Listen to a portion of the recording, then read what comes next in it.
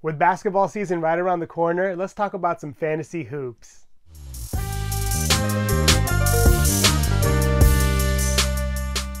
For those who haven't played fantasy basketball before, there are usually two types of leagues, points and categories. In points leagues, you basically assign values to each stat. So what a player does on the court in real life translates to points in fantasy. For example, when a player scores a point in real life, you'll be awarded a point.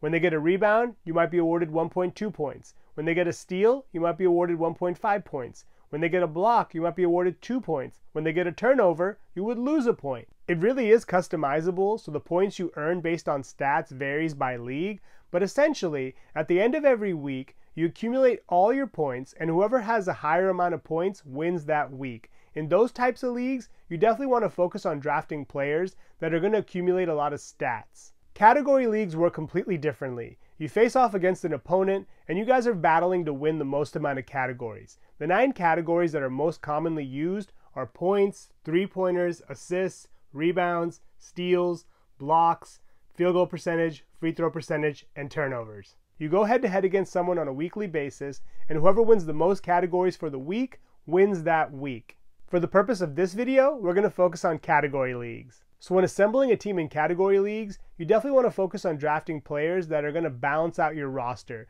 You don't want to be too focused on one type of stat.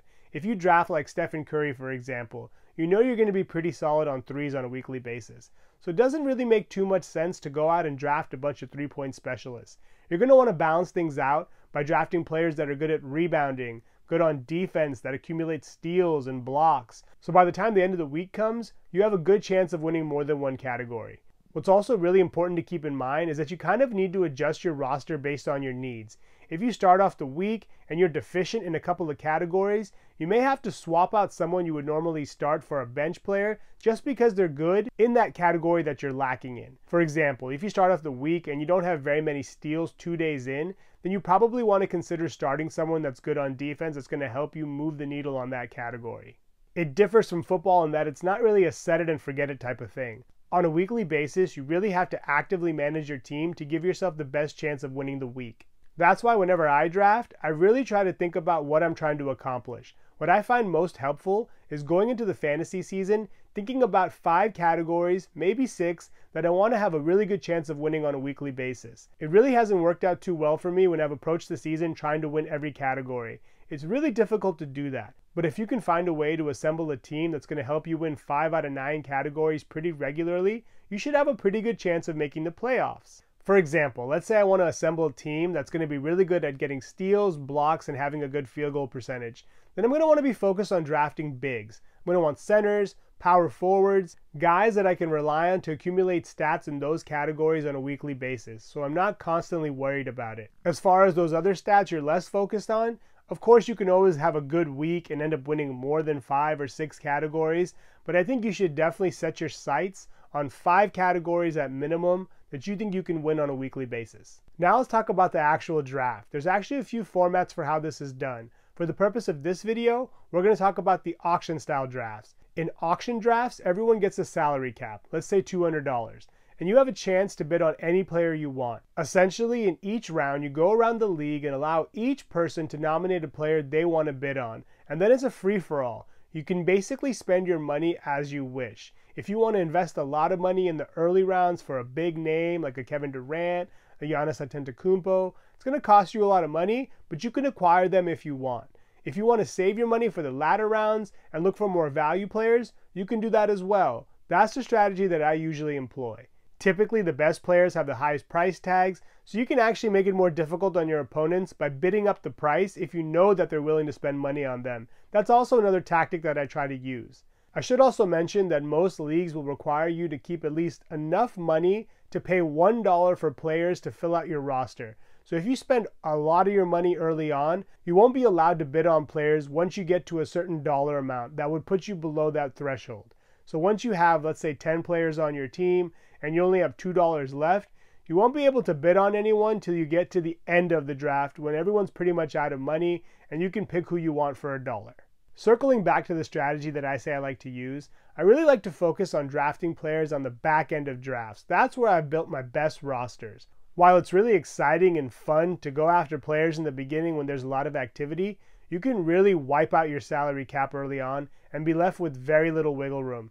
Don't get me wrong, it's important to have good players, and if you do draft someone like a Giannis Antetokounmpo or a Nikola Jokic or someone of that caliber, they'll definitely help your team, but you'll be really relying on them. And if they get injured, miss time, or arrested, then you could be in a tight spot having to deal with a bunch of B-grade players. That's why I like to focus on the second-tier superstars that are usually about to break out. For example, last year I really focused on drafting Shai Gilgeous-Alexander and also Anthony Edwards, and players like that who aren't really on people's radar right away. Everyone likes to go after those big names like I mentioned, but these second-tier stars are usually just as good and are in situations that are going to allow them to get heavy minutes and also be competing for a playoff spot, so they won't be rested as much. What's also nice about waiting to spend your money is that you'll usually get a lot of good players for a deep discount because you have less people to compete with. A lot of folks tend to spend their salary cap early on, and then they can't bid up as high as they would like once they get to the later rounds. And that's when you can really do your damage. There are a lot of good players out there that just don't come to mind. Think about the Sacramento Kings last year. De'Aaron Fox was a great player. Domantas Sabonis was a great player. Even Kevin Huerter was a great three-point specialist. Even Malik Monk was pretty good last year at threes and also steals. And these are the kind of players you want to target. I think a lot of times in the heat of the moment, we don't really think about those types of players, but I would really recommend trying to do a little bit of research before your draft to see who's in the top 10, top 15 in a lot of these categories. Even the Pelicans have a lot of great players. Think about like a Trey Murphy or a Herb Jones. These guys produce threes and steals and can be league winners, and you can get them for a good price. So if you're really clear on the 5 or 6 categories you want to try to win on a weekly basis, it shouldn't be too difficult to assemble a team that's going to help you accomplish that. The only time I would really recommend spending a little bit more money on a specialist would be if you know that that player is going to lock up that category on a consistent basis.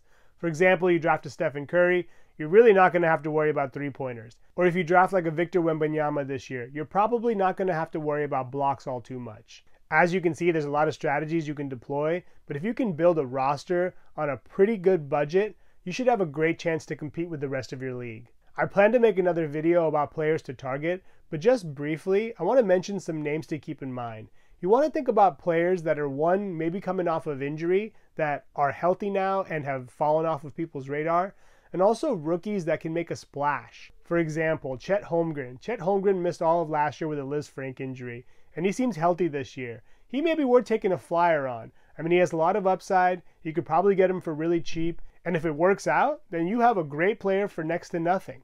There's also rookies like Scoot Henderson. Henderson's pretty much locked into a lot of playing time. He may not win field goal percentage, but players like him are going to get every opportunity to produce. So even if they start slow, they could definitely get better as the season goes on, and you don't have to worry about them not getting minutes.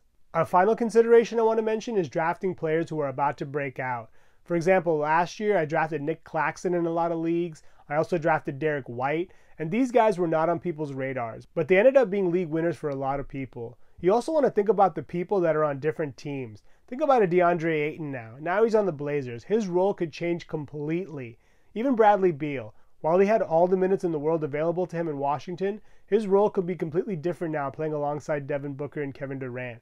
These are things you definitely want to keep in mind when drafting. New situations can change a player's role dramatically. Those are just some of the things that I try to keep in mind going into each fantasy basketball season. I hope you found that helpful. Thanks so much for watching. Please subscribe and let me know your thoughts on the upcoming NBA season in the comments below.